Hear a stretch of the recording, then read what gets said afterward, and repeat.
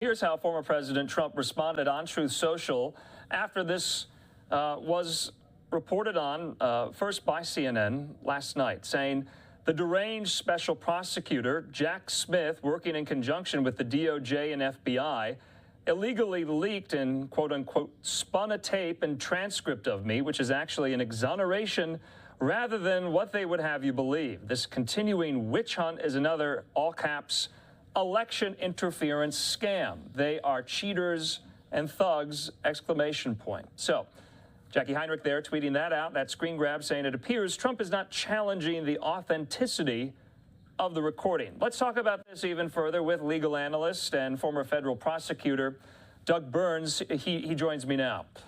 Doug, good to see you. So everyone's talking about this tape here. My first question to you is, did the former president in his interview last week with Fox's Bret Baier lie to Baier about what the nature of this document was? He said it was just a possibly news article. It was mixed in with a whole bunch of other documents. Are prosecutors going to buy that?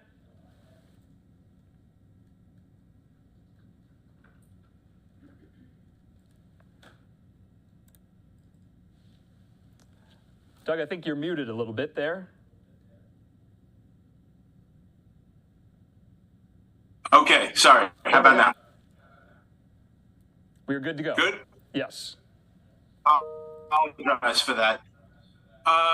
Donald Trump continues to create all kinds of problems with his statements. Obviously, a little quick context from 30,000 feet. You had the phone call with Vladimir Zelensky. You had the phone call to the Georgia Secretary of State.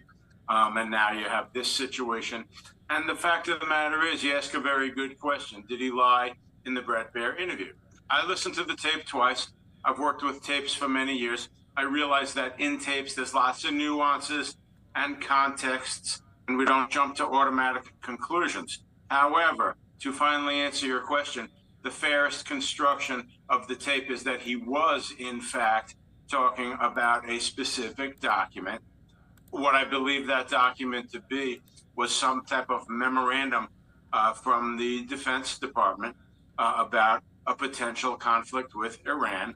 President Trump, I think, I'm not the expert on this point, but I think was in a bit of a dust-up, complaining that it was Mark Milley who was saying that Trump wanted to attack Iran. Here's this memo from the Department of Defense, which contradicts that. When he said, I think, I'll win my case, I think he meant not a legal case in court, but the case of this argument between him and Milley.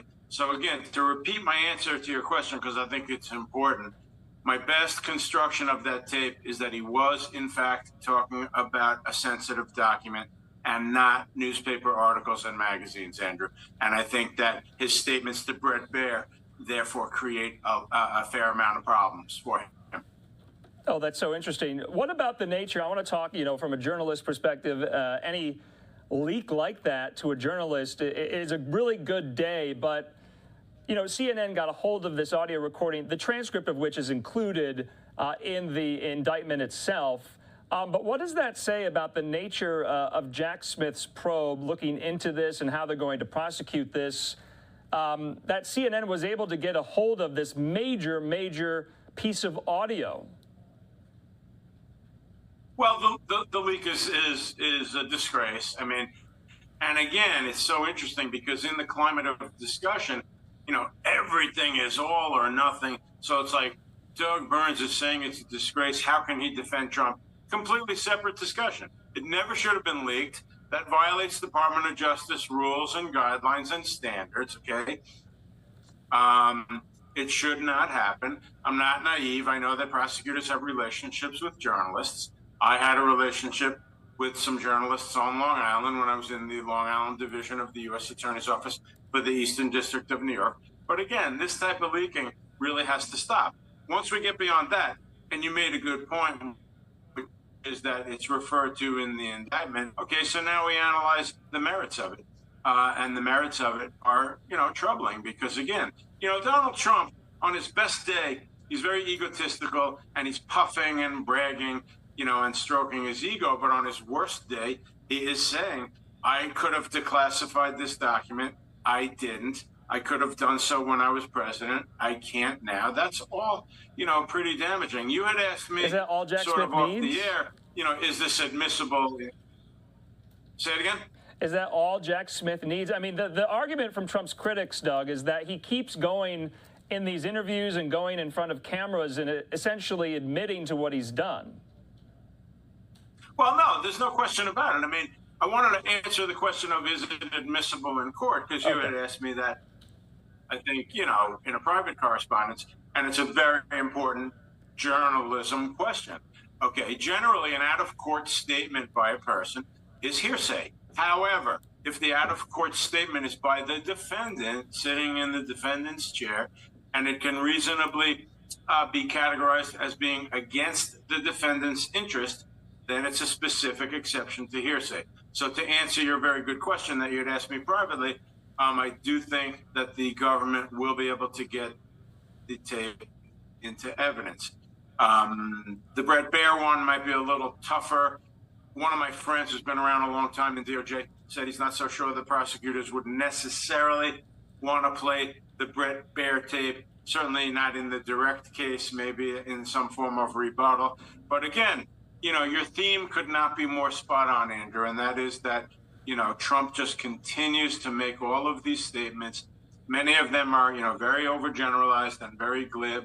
The Presidential Records Act completely exonerates me. You and I discussed that. That's way too overgeneralized, okay? Because while that act provides for working with the archives, if you do things like, mishandling and misusing, then you can be charged in a separate statute. So that's one example. Then he turns around and says, everything's perfect, everything's wonderful. Your viewers should know the name Roy Cohn. That's important because Roy Cohn was a very flamboyant lawyer who apparently taught, for lack of a better explanation, a lot of things to Donald Trump, and everything scorched earth and never admit anything. And that doesn't necessarily work in politics, quite candidly. So, Doug, I also want to talk about another element, another key player in this indictment as well, and that is former President Trump's personal aide and valet, Walt Nauta. So his arraignment keeps getting pushed back because he can't find a lawyer down there in Florida. What's going on here? Why can he not find representation, do you think?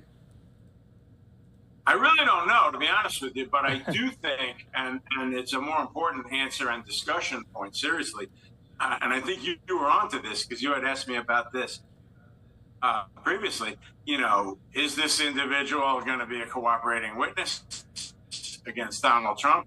If the answer to that question is yes, that's a very effective witness, right from the inside of what was going on. So I think that's really more of the storyline.